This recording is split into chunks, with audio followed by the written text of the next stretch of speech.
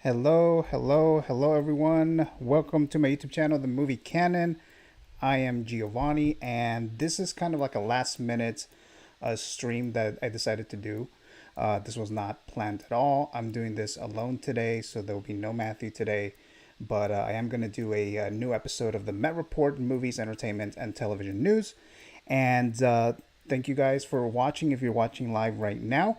And right now, if you guys could tell me if there's an issue with the sound or the picture, please let me know if there's some kind of a problem so that I can fix it. Because sometimes when we do this stuff live, I may not be able to tell right away. So if you guys could just let me know, I would greatly appreciate that. And again, I'm Giovanni, and I'm doing a new episode of the Met Report, very last minute type of thing. But what I'm going to talk about today are just a couple topics here. The main one here is I am going to do a non-spoiler review of Fast X. Now, I do say non-spoiler, but there are going to be like a couple of things in there that may be considered spoilery, but I'll let you guys know about that, and I'll do that at the end. The other thing I'm going to talk about today is this announcement in this Figures Talks segment of Star-Lord from Guardians of the Galaxy Volume 3. So they just announced this figure on Thursday. So I'm going to talk about that a little bit in just a moment here. But like always, when I do these, streams or even Instagram stuff, I do these giveaways. So I open 2 giveaways, and the ones that are open right now is the Luke, the holographic Luke Skywalker Funko. This one is from Return of the Jedi 40th anniversary. So this is one Funko Pop giveaway. So you follow the instructions for that one separately. A lot of you guys have already entered, so thank you for that. And again, you must be a subscriber or an Instagram follower of the Movie Canon to actually win this. There will be one winner. I did get the minimum entries for this giveaway here. And then there's the other one, the separate giveaway that I also opened. And this is the Michael Keaton Batman Unmasked from The Flash. So this one is still open. And a lot of you guys have entered for this one. And I think we might have already gotten to the minimum entries for this one as well. So that Batman is, that giveaway is still open. The Luke giveaway, I am planning of announcing the winner on May 25th, which is next week. And this is, of course, the anniversary, the official anniversary, 40th anniversary of the release of Return of the Jedi. So that's when I'm going to announce the winner on May 25th, which is next week. I'll keep you guys posted about this one as to when I announce the winner to this one. So again, both of these are still open. So again, everyone, thank you so much for joining me today. This is the Met Report Movies, Entertainment, Television News. This was a last minute thing. I had a little bit of time right now. So I was like, let me just go ahead and do a quick stream right here real quick, even if it is, without Matthew, because he won't be joining me today. So it's just going to be myself. And again, I'm Giovanni here. So the first thing that I want to talk about here is the announcement, the hot toy announcement in this figure stock section of Star-Lord. So Hot Toys has announced a couple of Hot Toys from Guardians of the Galaxy in the last couple of weeks or so. So they released a figure once a week in the last 3 weeks or so. So the first one they announced, Groot, which we talked about a couple weeks ago. So that Groot from Guardians of the Galaxy Volume 3, that was announced. And then after that, a week after that, they announced the Rocket. The Rocket with Cosmo. Rocket and Cosmo, again from Guardians of the Galaxy Volume 3, Hot Toys. So me and Matthew talked about it last week. And this week on Thursday, Hot Toys announced Star-Lord. Now, when they announced the Rocket Hot Toy, one of the images that has Rocket and Star-Lord, you can see that Star-Lord was behind him. So obviously there was a big pointer that they were going to announce Star-Lord pretty soon. I didn't think they were going to announce it that quickly, but they announced it a week later. So that's what we're going to talk about here very quickly regarding this figure here. So this is another image of this Guardians of the Galaxy Volume 3 Star-Lord. And there isn't really like a a deluxe version of this. The only one that really had a deluxe version of the Hot Toy was Groot, because Groot had all those multiple arms like you saw in the movie.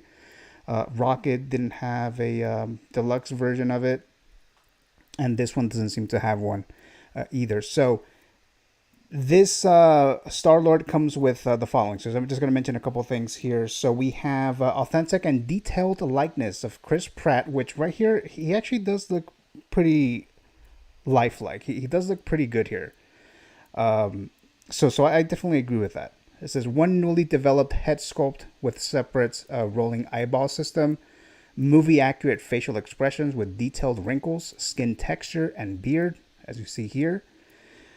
Short brown curly hair sculpture, a specialized body with over 30 points of articulations, approximately 31 centimeters tall, 10 pieces of interchangeable gloved hands, including one pair of fists, one pair of relaxed hands, one pair of blaster holding hands, one pair of finger point hands, one pair of gesture hands. Each head sculpt is especially hand painted. And when it comes to the costume, we have one navy blue and red combat suit with emblem on the chest. So this is the outfit that all the Guardians use in Volume 3. And it looks like most of the Hot Toys that they're going to be announcing regarding the Guardians, looks like they're going to be wearing this outfit here. One pair of blue pants with blaster holsters, one black belt, one pair of black boots. And again, the weapons are 2 blasters. Some of the accessories are one portable music player with headset, 2 shooting effects attachable to blasters, a specially designed figure stand with character nameplate and movie logo, which is stuff that we've already seen in the other Hot Toys and stuff like that.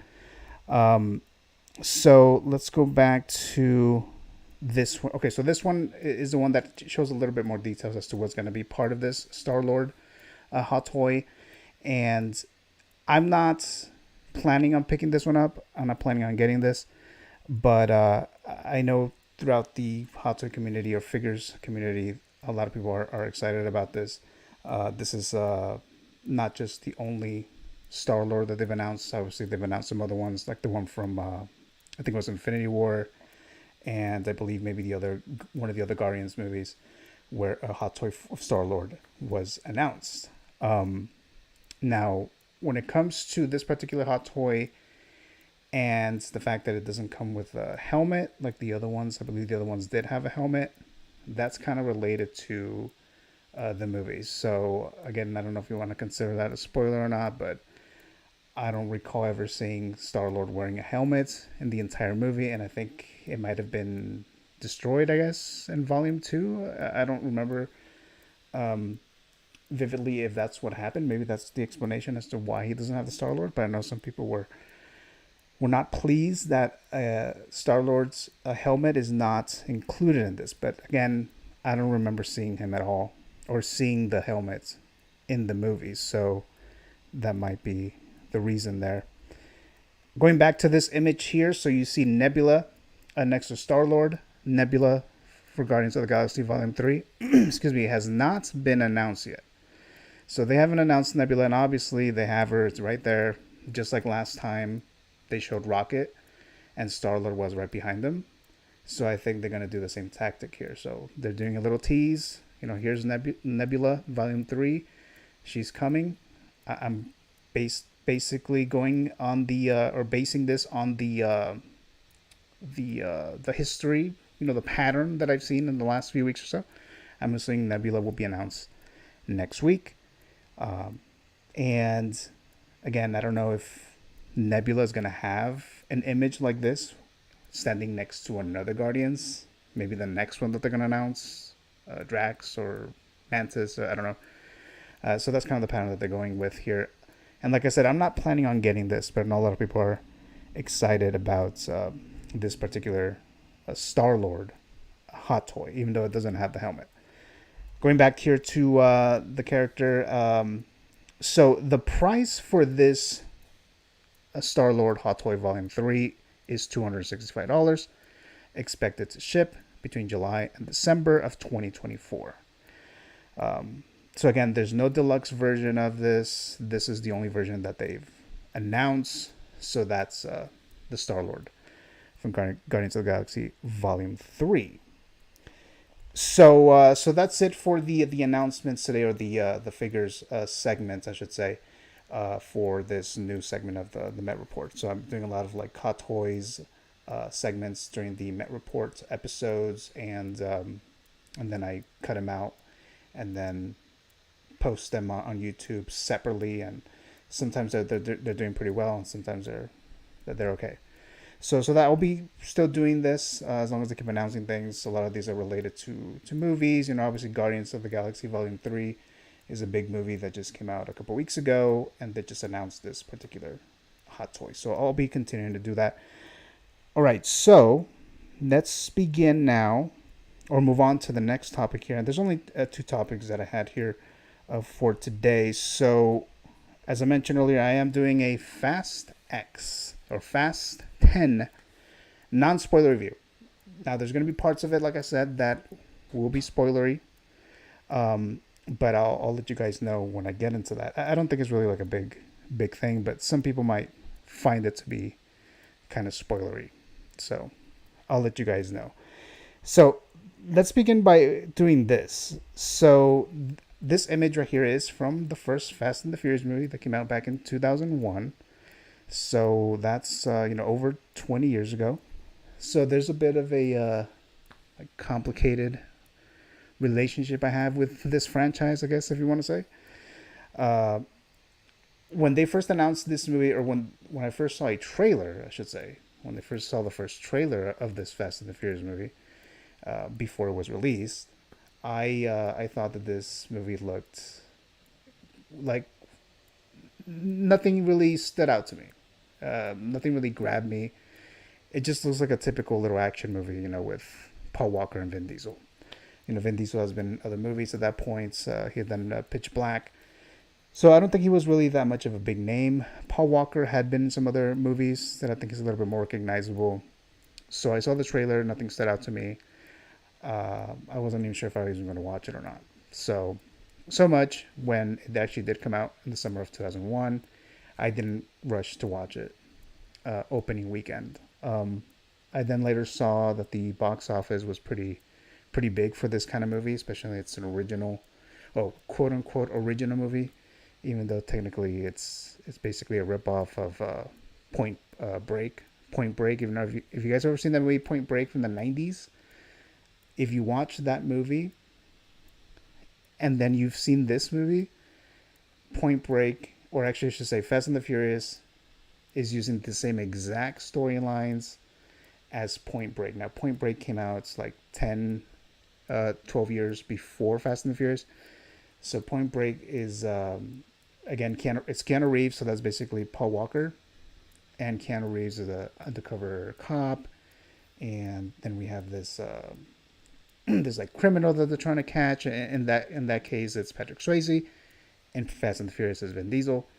They're trying to find this organization that's doing things, illegal things around the city or the town or whatever, and basically the same exact story from Point Break. Even the undercover cop, Keanu Reeves, Paul Walker, falls in love with the sister of the leader of this organization, Patrick Swayze, Vin Diesel. So I mean, I said original, but that's what I mean. And it's like very, very, very like almost exact. They just changed obviously the actors and the locations and things like that. So I found that to be very funny because I saw Fast and the Furious movie first, and then I watched Point Break afterwards, and then I was like, this is the same exact movie. Anyway, so that's Fast and the Furious, and I was in high school when this movie came out, so a lot of friends of mine and just a bunch of people in general, they were obsessed with Fast and the Furious. And to me, it's like, well, box office wise, it did very, very well. I think it opened like at $40 million or something like that. And a lot of people were talking about it, at least, people of my age. So I decided to go watch it. So I watched it with a couple friends who hadn't seen it either. Because again, they heard all this buzz or whatever. Went to see it, watched it. And I wasn't exactly impressed. I thought it was just a basic story, basic movie. The only thing that I can think of was okay. There's a lot of like cars, a lot of racings and different kind of vehicles that you see driving around, and a bunch of women everywhere and things. So okay, maybe that's what was the appeal. I'm guessing so, but I don't think it was a terrible movie or anything like that. I just didn't see this huge appeal, this huge obsession almost about Fast and the Furious, the first one.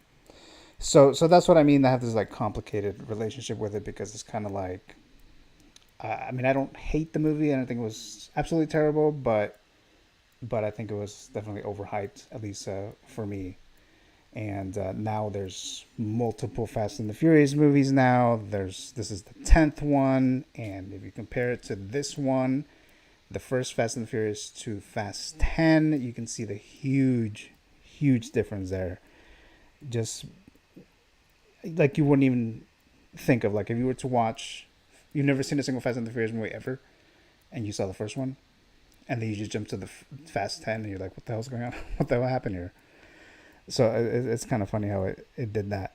I watched the other ones, Fast and Furious. I think we saw Too Fast, Too Furious that didn't have Vin Diesel, because Vin Diesel was decided to do, I think it was Triple X, which I don't think it did as great as most people thought it was going to do, especially probably Vin Diesel. I thought it was going to be his new franchise thing or whatever, but I don't think that did that well.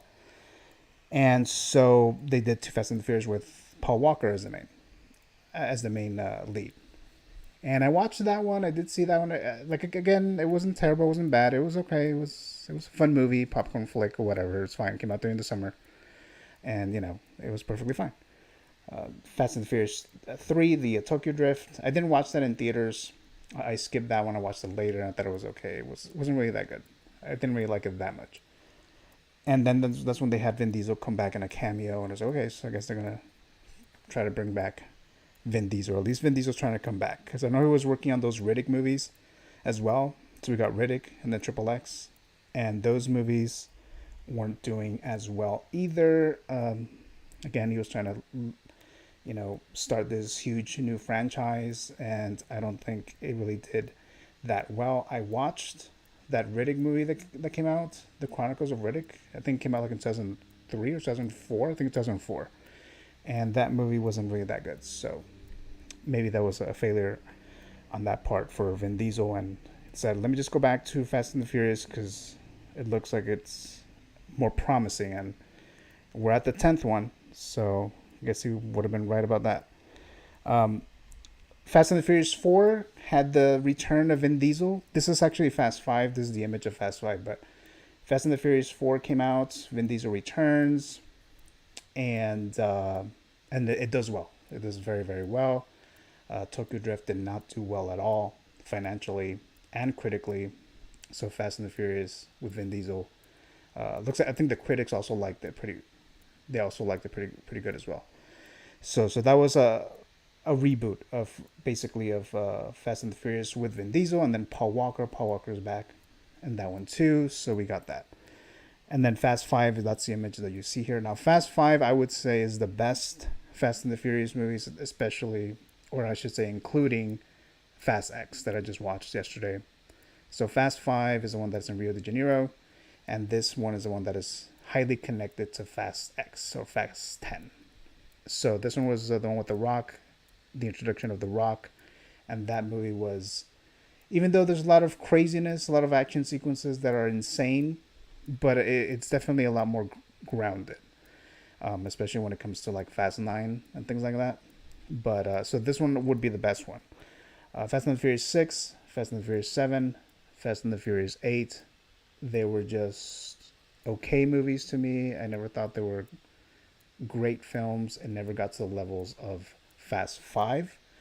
And after Fast 5, that's when the ridiculousness was starting to go beyond the suspension of disbelief. It was just trying to top itself every single movie, to the point that Fast 9, and again, I'm assuming if you're probably watching this, or if you're interested in watching this at all, because you like the Fast and the Furious franchise, or you don't care for the Fast and Furious franchise and want to see what the opinion is of this new Fast and Furious movie, there's spoilers of Fast 9. You know, it's been out for a couple years now, but so yeah, they go into space. Ludacris and Tyrese go into space with a vehicle, and they added some things to it so it could actually supposedly go into space. So that's where we got to. So we got to them going into space.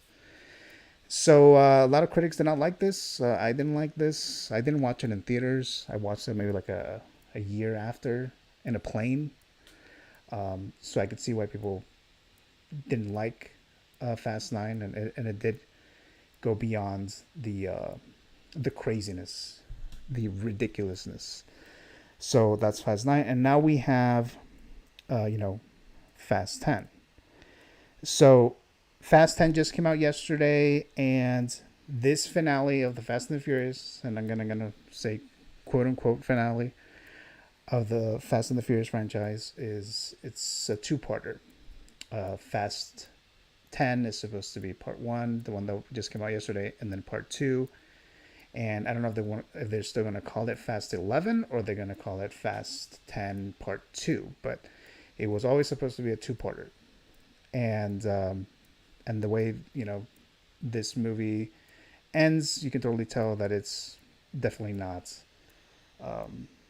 is not going to end here.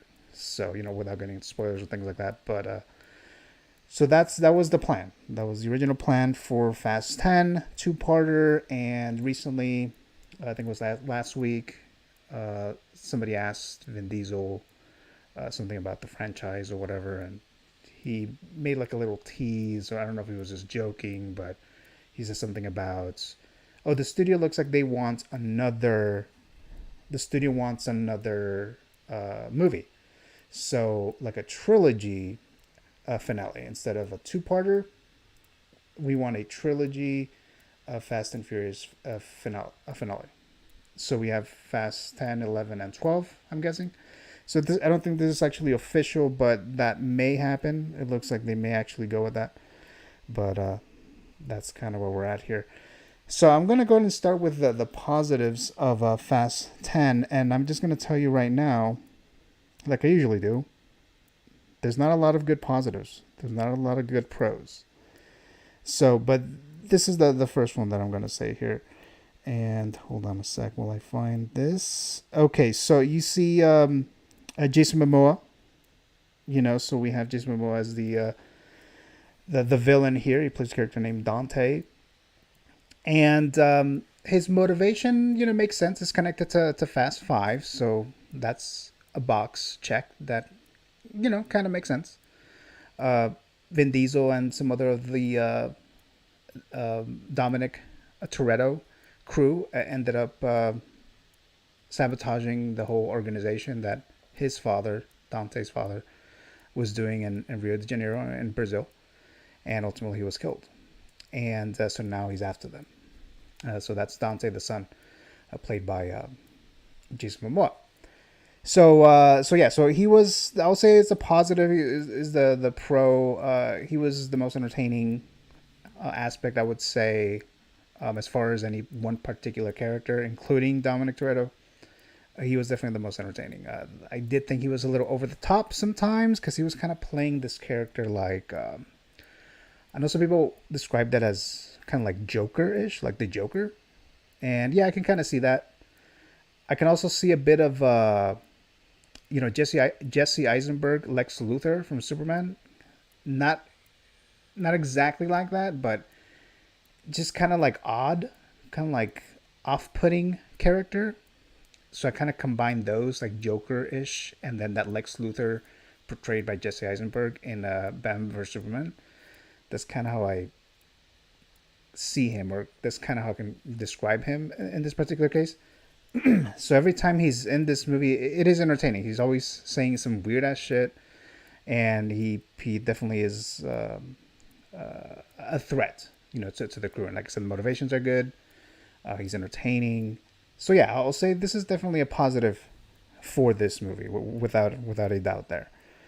And there's another picture of Dante or Jason Momoa here on a motorcycle. So another positive here are the action sequences. So, like I mentioned earlier, a lot of the action sequences in a lot of the Fast and the Furious movies are over the top.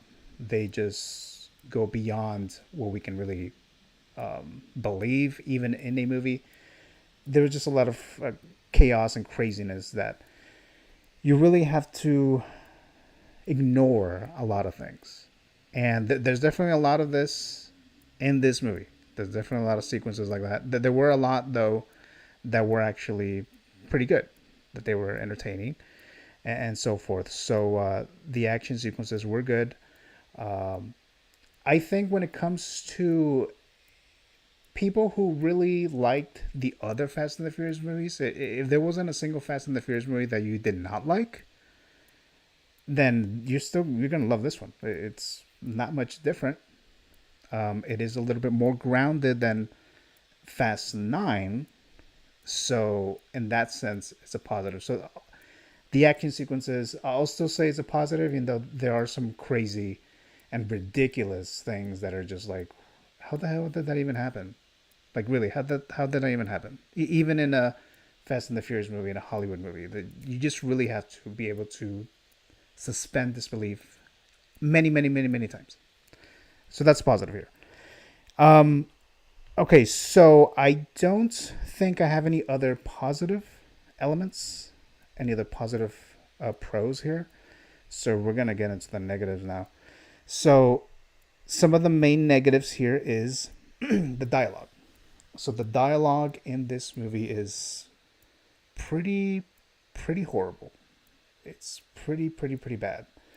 I'm gonna give you some examples. I may just give you one example, or maybe a couple examples. Which that's what I mean. That it might be spoilery. It's up to you if you want to consider it spoilery or not. It's just two little scenes. It's not really gonna change anything as far as I don't think it's gonna spoil anything as far as what the story's gonna be like. But I'll give you one example. And actually, before I do that, because I did mention that there wasn't any more positives. There kind of is another positive, but not for the way that you think.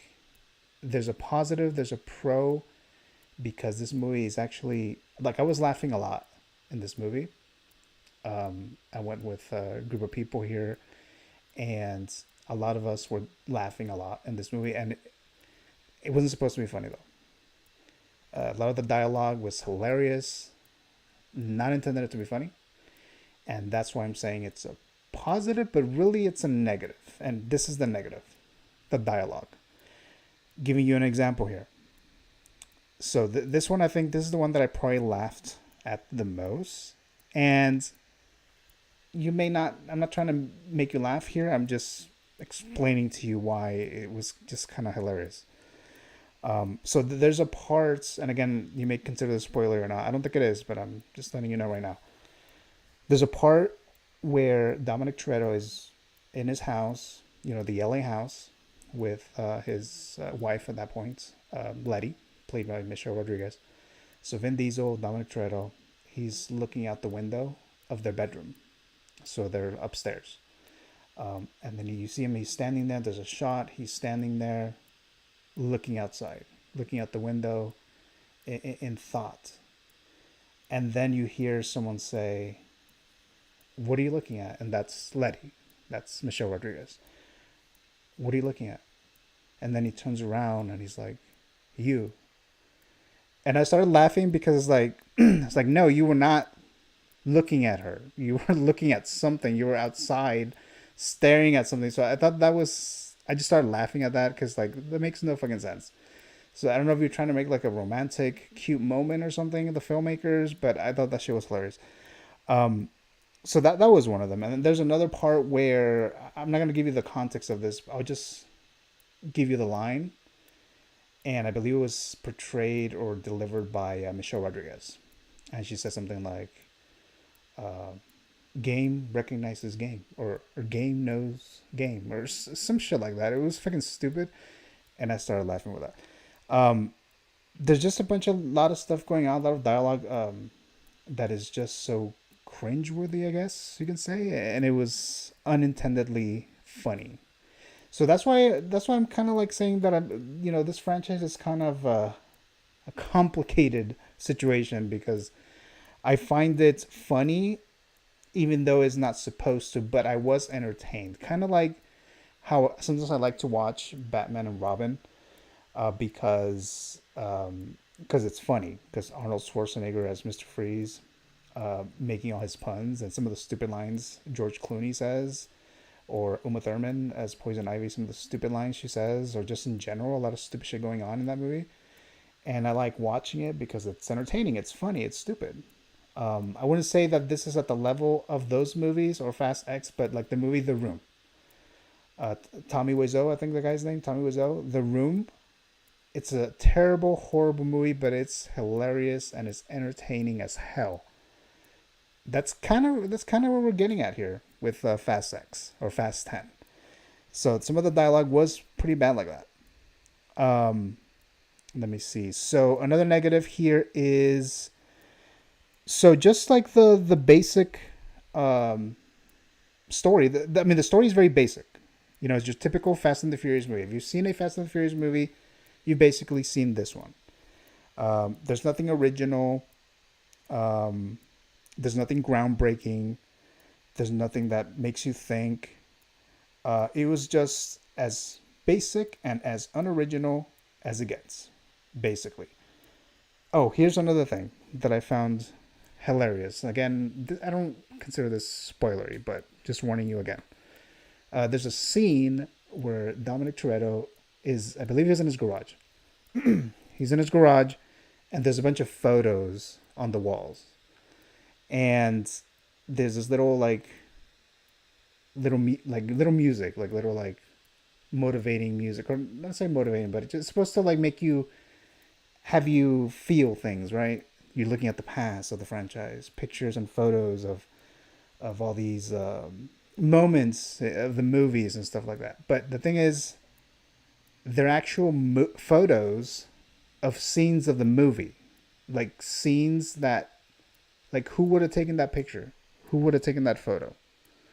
Like, there's no way that no one took a photo. So these are just like shots from the movie, and they're somehow on the walls of Dominic Toretto's garage. So it's kind of like if Vin Diesel had his garage. Vin Diesel, the man, the actor, like if he had a garage and had a bunch of photos of the Fast and the Furious franchise, and he's just looking at them.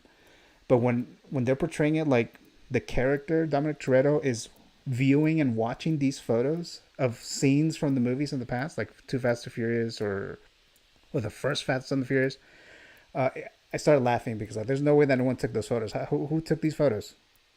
So I thought that was hilarious. But again, entertaining, not good though, not good. Story beats are repetitive here. Like I said, a lot of the elements of the storytelling of this is the basic shit that we've seen before the other Fast and the Furious movies. So there was parts in this movie that were kind of like I was tuning out, especially when there were some scenes with Jason Statham and the other actors like Ludacris and them. A lot of those scenes I didn't really care for, and they were just kind of added there and separated in the story, and I didn't care for that at all. That would have been one of the weaker moments of the movie. There's no stakes. There's no stakes in this movie whatsoever. You guys have seen this in Fast and Furious. It's like the MCU, like Marvel. Characters die for whatever reason, and then they come back. I'm not necessarily talking about something specifically for this movie, but just in general, they have the Han character who's in this movie who died in Tokyo Drift. So the Asian guy, and he was killed, but then he came back somehow, and I don't think they've ever really explained it. At least they didn't give us a good explanation as to how he survived or how he comes back. But that's one of them. Letty, the Letty character, Michelle Rodriguez, she died at one point supposedly, but then she came back. So there's just a lot of that's going on here in this movie. Again, no stakes. Vin Diesel or Dominic Toretto does all these crazy things that he would have been dead like 5, 6, 7 movies ago, based on the shit that he's doing. Like, no, everyone's a spy, everyone's going to space, everyone's a superhero, and no one gets really hurt. And even some of the people who come back, like let's say there was a belief that a certain character died, and they come back, they don't really explain it that much. At least not all of them.